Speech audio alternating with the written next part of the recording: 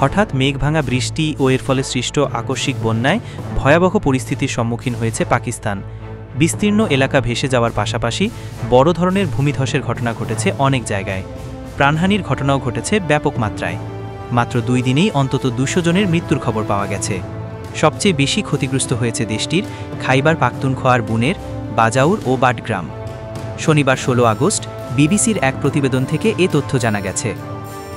প্রতিবেদন অনুযায়ী বৃহস্পতিবার থেকে শুরু হওয়া অতি ভারী বর্ষণে বহু মানুষ ভূমিধসে চাপা পড়েছেন বলে জানিয়েছে স্থানীয় প্রশাসন। শুক্রবারের মধ্যে কেবল বুনেরেই 157 জনের মরদেহ উদ্ধার করা হয়েছে। এর মধ্যে গাডেজি তহসিলেই মারা গেছেন 120 জন। চাখারজাই এলাকায় একটি ভবন চাপা পড়ে একই পরিবারের 22 জনের মৃত্যু হয়েছে। এদিকে বিপর্যস্ত অঞ্চলে ত্রাণ সামগ্রী নিয়ে যেতে গিয়ে একটি হেলিকপ্টার বিধ্বস্ত হয়েছে। এতে 2 পাইলট সহ 5 জন নিহত হন। অন্যদিকে পাকিস্তান শাসিত কাশ্মীরে ভূমিধসে 8 জন নিহত হয়েছেন। নীলম ও ঝিলম উপত্যকায় আটকা পড়েছেন প্রায় 500 পর্যটক। দুর্যোগপূর্ণ এই পরিস্থিতিতে উদ্ধার ও ত্রাণ কার্যক্রম পর্যালোচনা করতে পাকিস্তানের প্রধানমন্ত্রী শেহবাজ শরীফের সভাপতিত্বে একটি উচ্চ পর্যায়ের বৈঠক শুরু হয়েছে। এ পরিস্থিতিতে খাইবার পাখতুনখোয়াকে বিপর্যস্ত এলাকা হিসেবে ঘোষণা করা হতে পারে বলে জানা গেছে প্রধানমন্ত্রীর দপ্তর সূত্রে।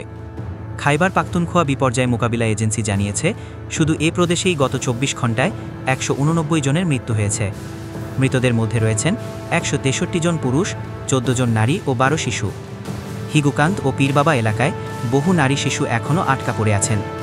বন্যার পানিতে সম্পূর্ণ ভেসে গেছে আলমদিনা নামের একটি হোটেল। জাতীয় ও রাজ্য বিপর্যয় মোকাবিলা বাহিনীর পাশাপাশি সেনাবাহিনীও উদ্ধার তৎপরতা চালাচ্ছে।